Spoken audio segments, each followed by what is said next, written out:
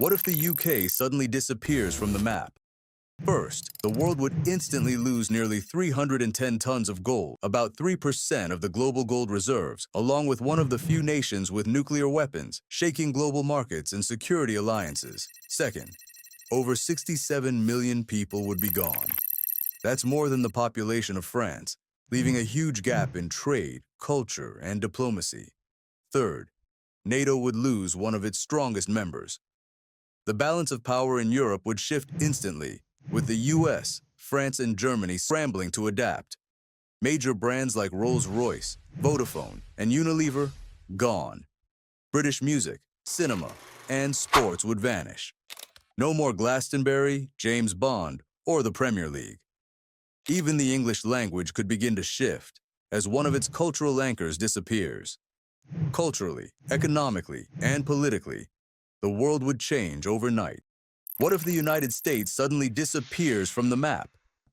First, over 330 million people would vanish instantly. Canada and Mexico would be left face to face, now sharing a massive new border. And Canada, with no southern neighbor, would technically become an island nation. The economic shock, catastrophic. The US accounts for nearly 25% of global GDP. Its disappearance would trigger an unprecedented collapse in world markets, crashing currencies, and halting global supply chains. Major companies like Apple, Microsoft, and Amazon gone, taking millions of jobs with them. NATO and other alliances would lose their strongest pillar overnight, shaking global security and leaving countries scrambling to fill the power vacuum. Culturally, icons like Hollywood, McDonald's, and entire industries like the NBA or the NFL would vanish, altering daily life worldwide. And that empty space between Canada and Mexico, it could become the world's biggest geopolitical wildcard. So would you live in a world without the USA?